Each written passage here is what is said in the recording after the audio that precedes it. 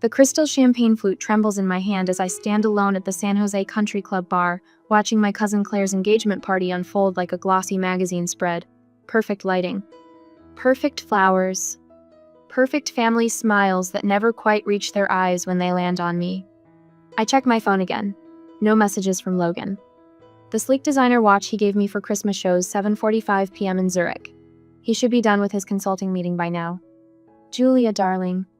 My mother's voice carries that particular lilt she reserves for public performances. She's steering an older couple toward me, her pearl necklace catching the light. This is the Andersons, their new members.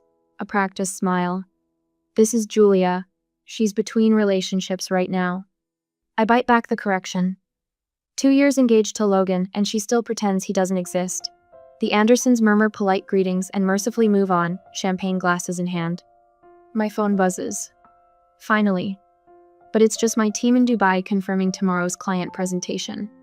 I need somewhere quiet to call Logan, to hear his voice ground me in reality, before I float away on a sea of family fiction. The hallway leading to the ladies' room offers blessed silence after the tinkling laughter and clinking glasses of the main room. My heels click against marble as I dial Logan's number. Then I hear it. Laughter floating from around the corner. My mother's voice, and Aunt Patricia's parting, sharing that particular cadence of gleeful mockery I remember from childhood. 2 years engaged to a man no one's ever met. My mother's words slur slightly. Who does that? Aunt Patricia's answering laugh sounds like breaking glass. Aviation consultant? Is that what we call flight attendants now? I've started calling him her imaginary fiancé when she can't hear. My mother again, her voice thick with amusement. Poor thing, always trying to keep up with Claire. The phone slips from my suddenly numb fingers, clattering against marble. Tears burn behind my eyes but don't fall. I won't give them that satisfaction, even if they can't see me. The memories rush in like tidewater. Me at 22, standing in our kitchen as Dad's face turned that particular shade of purple reserved for major disappointments. Law school is your future, Julia. This art school nonsense is throwing your life away. Mom wringing her hands in the background. Graphic design is a lovely hobby, sweetheart, but it's not a career. The Christmas video calls after I moved to Europe. Mom's tight smile as I shared news about my growing client list. That's nice, dear, but did you hear? Claire made junior partner at her firm. My fingers find the textured wallpaper, grounding me in the present. The past is a dangerous place to linger tonight. I remember the first time I saw Logan across a crowded conference room in Zurich. The way his eyes crinkled when he smiled. How he listened intently as I presented my branding concepts for his airline client. The immediate connection that felt like coming home, even though home had never actually felt that way. The work is exceptional, he'd said afterward. Your family must be incredibly proud. I'd laughed then, a short, sharp sound. They think I'm playing at having a career while looking for a husband. His hand had covered mine, warm and steady. Then they don't know you at all. The memory of calling Mom to share our engagement still stings. The long silence before her careful response. Is this real, Julia? Or are you just trying to keep up with Claire? Logan's words that night echo in my head. They'll understand someday. Build your life first. I straighten my spine, check my reflection in a gilt-framed mirror. My green silk dress falls perfectly, chosen to project success without trying too hard. The diamond on my left hand catches the light, solid and real as the man who gave it to me. Julia, Claire's voice carries down the hallway. We need you for the family toast. I smooth my dress, touch up my lipstick. Perfect the mask I've worn at every family gathering since I was old enough to understand that being myself wasn't enough. My phone buzzes again. A text from Logan. Finished early, missing you. Something shifts inside my chest, like tectonic plates realigning. I've spent my whole life trying to prove myself worthy of this family's approval. Tonight, I finally understand their approval was never the prize I thought it was. My fingers fly across the phone screen. Now, please come now. Claire appears at the end of the hallway, radiant in white. There you are. Mom wants you to say a few words. I slip my phone into my clutch, straighten my shoulders. Of course she does. The walk back to the main room feels different now. Each step carries the weight of a decision years in the making. They want a toast? I'll give them one they'll never forget. My mother beams as I approach the microphone, probably expecting another perfectly polite performance. She has no idea what's coming. None of them do. The crystal stemware weighs heavy in my hand as I step toward the microphone. My mother beams from her carefully chosen spot near the front, no doubt expecting another of my perfectly polite performances. The same smile she wore through 2 decades of piano recitals and debate tournaments, watching me hit all the right notes while missing the music entirely. When two people find each other, I begin, letting my gaze drift across the sea of expectant faces. They deserve a foundation of belief and support. The words float across the reception hall, carried by the venue's precise acoustics. Claire and Michael have that foundation in spades. Every step of their journey celebrated, documented, believed. A champagne flute clinks against a butter knife somewhere in the back. Someone coughs. My mother's smile slips, just a fraction as my eyes find hers. Some people never receive that support. The words land soft but sharp, like snow before a storm. Some build their lives while those closest to them whisper doubts behind closed doors and country club bathrooms. My mother's fingers tighten around her glass. Aunt Patricia shifts in her chair, that particular rustle of silk that always accompanied her judgments. So here's to those blessed with family who believe in them without proof, without question. I raise my glass, ice cracking in the silence, and to those who succeed anyway. The applause comes scattered and uncertain, like the first drops of rain. Maria appears at my elbow as I step away from the microphone, her hand warm against my arm. "I wanted to tell you," she whispers, her phone screen glowing between us. "They've been saying this for years." The family group chat scrolls beneath her thumb. Words jump out like neon signs in the dark. Maybe she needs therapy. No real career. Inventing relationships to compete with Claire. My father's voice drifts from a nearby table. "Julia's going through a phase. The same dismissal he used when I left law school, when I moved to Europe. When I built my first international client portfolio. A phase lasting 15 years. Your brother told the Hendersons your international career was mostly freelance work," Maria adds, her voice barely audible above the string quartet. "Like you're sitting in a coffee shop designing logos instead of running global campaigns." The weight of years of dismissal settles across my shoulders like a familiar shawl. My mother holds court near the gift table, Aunt Patricia at her right hand like always. The perfect power couple. One to plant the seeds of doubt, one to water them with whispers until they bloom into full-grown lies. "Did you see the wedding magazines?" Maria's words carry an edge of anger I've never heard from her before. "Your mother showed them to Claire last month. At least one daughter will have a proper wedding. Like you're some cautionary tale instead of a success story." A server passes with fresh champagne. Maria snags 2 glasses, pressing one into my hand. "You know who's been surprisingly decent about all this? Claire. She shut down Mom the other day when she started in on your imaginary life in Dubai." My phone buzzes against my hip. Logan's message lights up the screen. 3 minutes out. Ready? The room shifts around me, familiar faces arranging themselves into new patterns. Rebecca slips through the doorway, fashionably late as always. One look at my face and eyebrows draw together. She knows me well enough to read the storm brewing behind my careful smile. "She'll leave early like always," my mother's voice carries from behind a massive flower arrangement. "Can't sustain these stories forever." The master of ceremonies taps his microphone. "Ladies and gentlemen, we'll be concluding our toast before dinner service begins."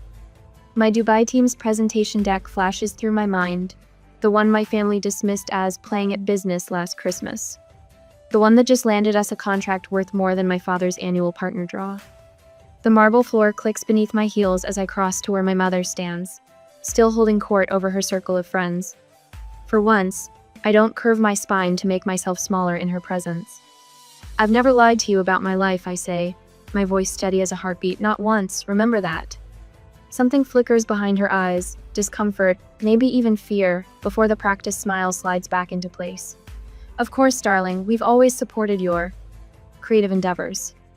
The first throb of helicopter blades cuts through the evening air.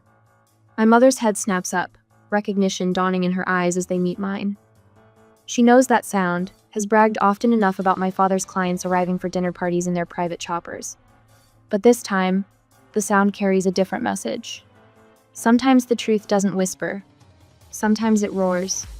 Have you ever been subjected to years of doubt by those who should believe in you most? What evidence would it take to change their minds? For Julia's family, it was about to land on their perfectly manicured lawn. The whir of helicopter blades slices through evening conversation. Champagne flutes pause midway to lips. In the garden, strings of fairy lights tremble. Someone must be lost. My mother's voice carries that familiar note of forced calm.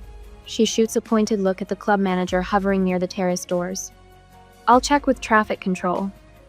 My father pulls out his phone, already shifting into problem-solving mode. The larger venue down the road sometimes gets helicopter arrivals. Aunt Patricia's laugh rings hollow across the room. Claire, darling, did you arrange a surprise for your engagement party? Claire shakes her head, confusion plain on her face.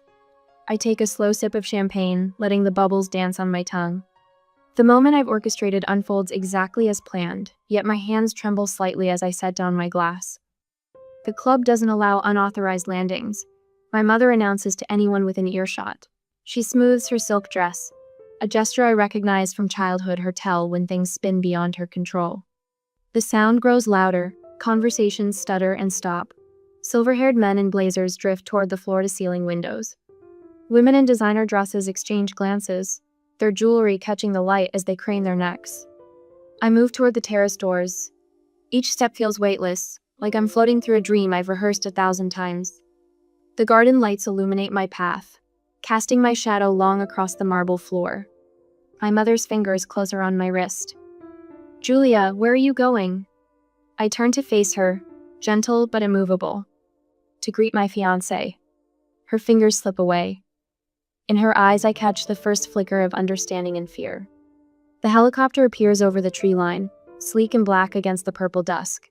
Its landing lights sweep across manicured lawns and sculpted topiaries. Julia. My mother's voice has lost its performance polish. This disruption is unnecessary. I don't respond. The time for words passed long ago, somewhere between imaginary fiancé and tonight's whispered mockery. Instead, I push open the terrace doors and step into the evening air. Behind me, the party has gone silent. Even the string quartet has stopped playing. I stand framed in the doorway, my green silk dress moving in the artificial wind. The moment stretches like pulled taffy, sweet with anticipation. The helicopter touches down with professional precision. The rotors slow, their rhythm fading to a whisper. When the door opens, Logan emerges like an actor hitting his mark. My breath catches. He looks exactly as I'd imagined in his charcoal suit, hair slightly windswept, every inch the successful aviation consultant. His long strides eat up the distance between us, confident and unhurried. Sorry I'm late, darling. His voice carries across the hushed garden. He bends to kiss my forehead, his hands settling at my waist with familiar warmth. Did I miss your toast? A collective gasp ripples through the crowd. I hear crystal shatter someone's grip on their champagne flute, failing spectacularly. Logan turns toward the party, his smile genuine as he spots Claire and her fiancé. Claire, Thomas, congratulations. He reaches into his jacket and produces an envelope. A small engagement gift. First-class upgrades for your honeymoon. The Maldives, right? Claire's face lights up with real pleasure. Unlike my mother, my cousin never participated in the whispered doubts. Logan, you shouldn't have. Thank you. My friend Rebecca catches my eye from across the room. Her knowing smile a balm for my racing heart. She raises her glass in a silent toast. Logan guides me back inside, his hand steady at the small of my back. We move through the crowd like water through a stream, people parting before us. My father steps forward, his face a complex map of embarrassment and calculation. Mr. Bennett. Logan extends his hand. It's wonderful to finally meet you. Julia speaks of her childhood with such fondness. My father's handshake is automatic. Years of corporate training taking over. Aviation consulting, you said? Which markets? Primarily Europe and Asia. Logan's voice carries the precise mix of authority and ease that commands boardrooms. We're expanding our presence in the Middle East. Actually, that's what delayed me to need a conference call with our Dubai team ran long. My mother hovers at the edges of the conversation, her fingers twisting her pearl necklace. Aunt Patricia has retreated to a far corner, suddenly fascinated by her phone. Other relatives drift closer, Their earlier dismissal transformed into hungry curiosity. Julia. My mother's voice cracked slightly. We should have. Should have believed me? The words slip out, soft as silk, sharp as steel. Yes, you should have. Logan's hand squeezes mine, grounding me in the present. Around us, phones appear in manicured hands. I know what they're searching for: Logan's consulting firm, my international clients, the life they dismissed as fantasy. The Almahara group was particularly impressed with Julia's branding work. Logan mentions casually to my father. The contract value alone. My mother's sharp intake of breath cuts through his words. On her phone screen, I glimpse the headline: Bennett Global Branding secures historic Middle East deal. You never mentioned, she begins. I did. My voice remains steady. Every Christmas call, every birthday, you change the subject to Claire's law firm promotions. The string quartet starts playing again, but the party's rhythm has fundamentally shifted. Years of dismissal crash against the concrete reality of Logan's helicopter. My success, our life. The impact leaves my family scrambling to rewrite history. Julia has a keynote speech at the International Brand Summit next month. Logan continues smoothly. Perhaps you'd like to attend. We could arrange tickets. My father's phone appears in his hand so quickly it seems to materialize. Around us, other relatives tap and scroll, their faces illuminated by the blue glow of screens showing my career, my achievements, my truth. The weight of vindication settles around my shoulders, not like a crown, more like armor I no longer need to wear. Logan's arm settles around my waist as we make our way through the reception, a physical anchor in this sea of shifting family allegiances. The helicopter sitting visible through the floor-to-ceiling windows serves as a constant reminder of everything they refuse to believe. Tell them about the Singapore airline campaign, darling. Logan's voice carries just enough for the cluster of relatives pretending not to eavesdrop. My mother's wine glass pauses halfway to her lips. The rebrand launched last month, I say, letting my voice fill with the quiet pride I've spent years suppressing.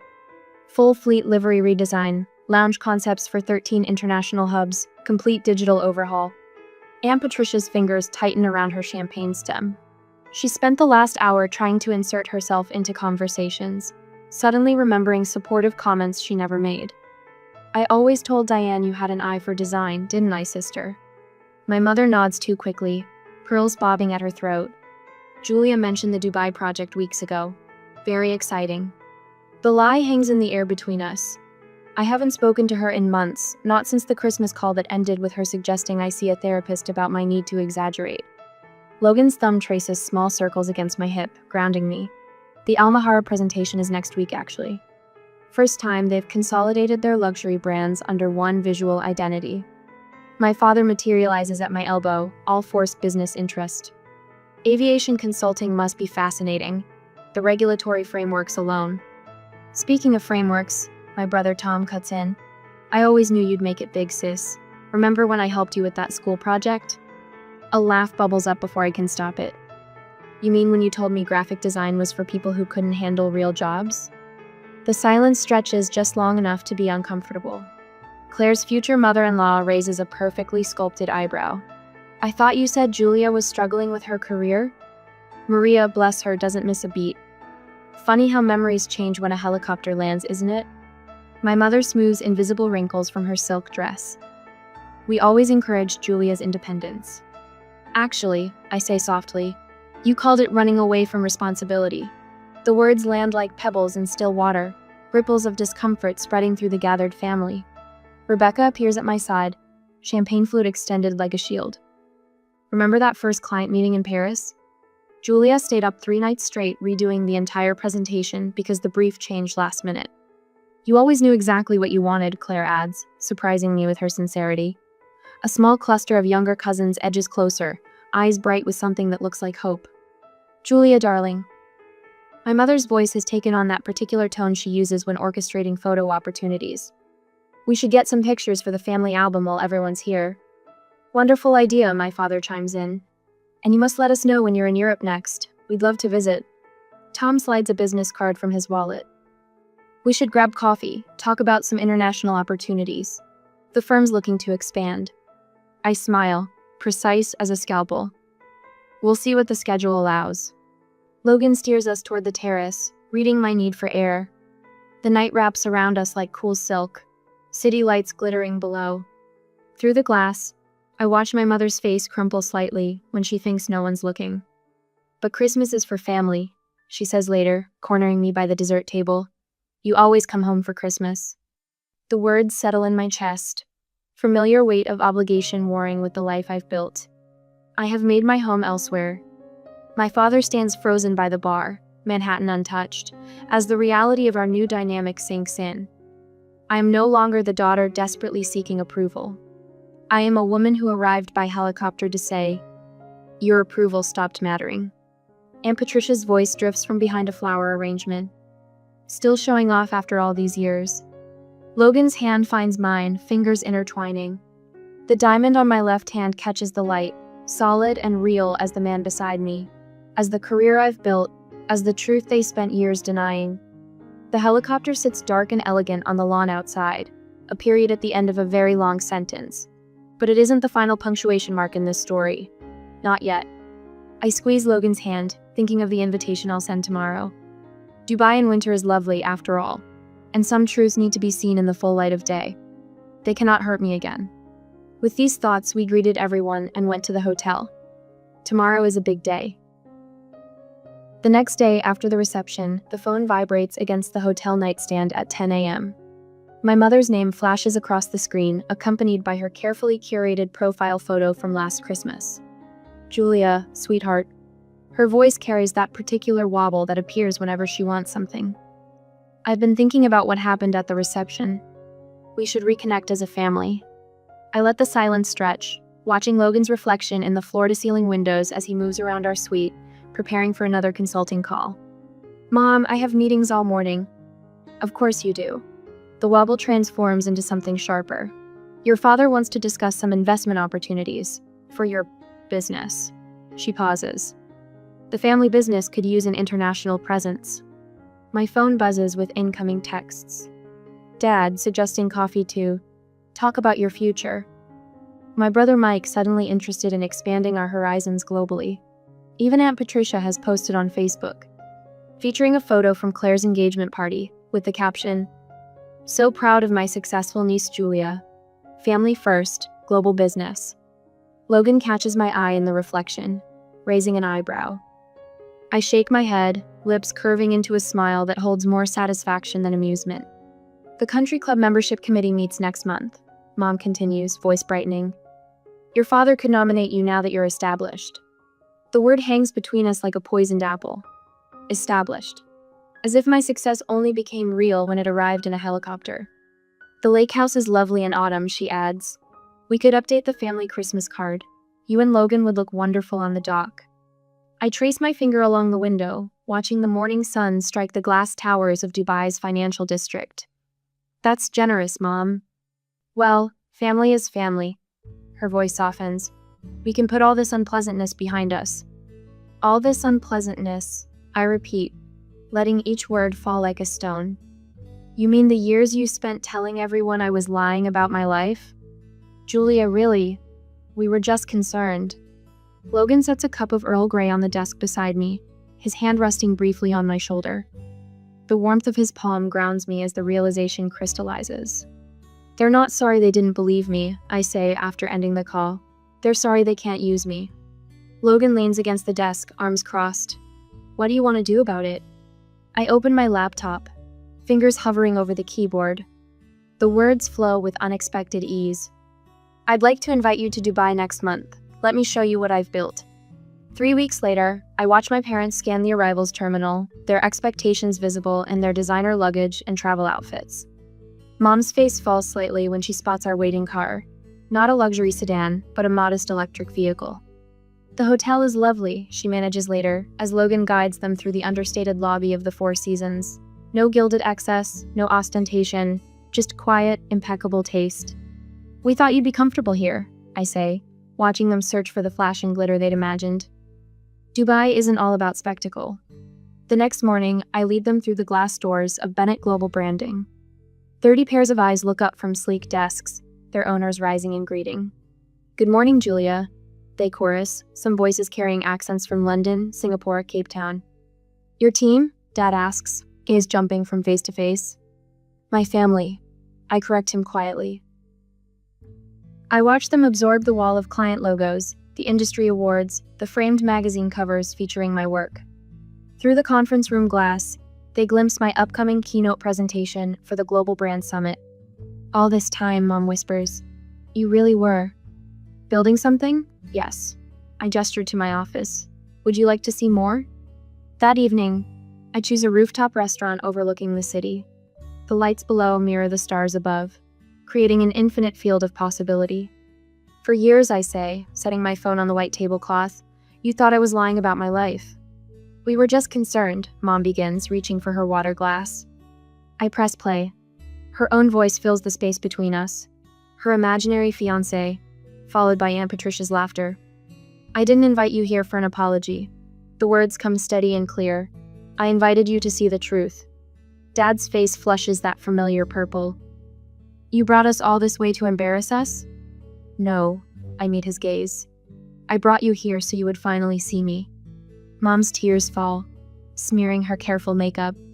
We were wrong about everything. Yes, you were. I take a sip of water, letting the moment settle, and that will take time to address. The city glitters below us, a constellation of lights marking paths not taken, choices that led me here. My parents sit across the table, finally seeing the daughter they never believed existed. Their approval, so desperately craved for so long, feels strangely hollow now. Logan's words from this morning echo in my mind. The greatest revenge isn't proving them wrong. It's living so fully that their approval becomes irrelevant. I study their faces in the candlelight. Mom's trembling lips, Dad's rigid posture. The power to shape our relationship has shifted. Any reconciliation will happen on my terms, in my time. The knowledge settles like a warm stone in my chest. Tell me about your new project, Dad says finally, his voice rough with something that might be regret. I lean back, considering. The night stretches before us, full of possibilities and limitations. Like the city below, some paths will remain forever unexplored. Others wait to be discovered. Let's start, I say, with what's true. A week later, sunlight streams through the floor-to-ceiling windows of my Dubai office, catching the metallic threads in the abstract tapestry I bought in Istanbul last month. Logan appears in the doorway, 2 steaming cups in hand. The familiar scent of Earl Grey fills the air as he sets one on my desk. Your 9 o'clock is ready in the conference room, he says, leaning down to kiss my temple. The design mentee from Paris? I nod, taking a sip of perfectly brewed tea. Reminds me of myself at 23. Brilliant portfolio, family who thinks graphic design is just pretty pictures on a computer. The young woman's face fills my laptop screen moments later, bright-eyed and nervous. Her portfolio spreads across my second monitor, clean lines, bold color choices, the raw talent I recognized immediately. Emma, tell me about the restaurant campaign concept. My voice carries the warmth I wished for at her age. The one your professor called too modern. She straightens, hands fluttering. My father said the same thing, that no traditional French restaurant would ever. Show me anyway. Her concept unfolds across the screen. Contemporary yet elegant, perfectly balanced between innovation and timeless appeal. My mind flashes to a portfolio review 12 years ago. My mother's pinched expression at my waste of a legal education. They're wrong. I tell Emma, watching hope bloom across her face. You understand something they don't. Tradition evolves. Book another session next week. We'll develop this further. After the call ends, I stand at the window, watching sunlight glint off the Burj Khalifa. My team fills the open office beyond my door, their quiet energy humming through the space. Voices rise and fall in English, Arabic, French, Mandarin, a symphony of creativity I built from scratch. My phone buzzes. An email from my mother. The subject line stops my breath. Family reunion, your terms. Dear Julia, the lake house is lovely in October. Logan mentioned you might have business in New York that month. No pressure. Just know you're both welcome whenever you choose. Love. Mom. No guilt trip. No manipulation. No desperate need to prove her maternal devotion to the country club crowd. Logan's arms slip around my waist from behind. Board meeting done early. What's got you smiling? I show him the email. Mom's learning. Finally. Going? Maybe. I lean back against him. On our terms. 6 weeks later, autumn sunlight dapples the lake house deck. Logan's hand rests warm against my lower back as we climb the familiar steps. No knot in my stomach. No mask of perfect daughter sliding into place. The door opens before we reach it.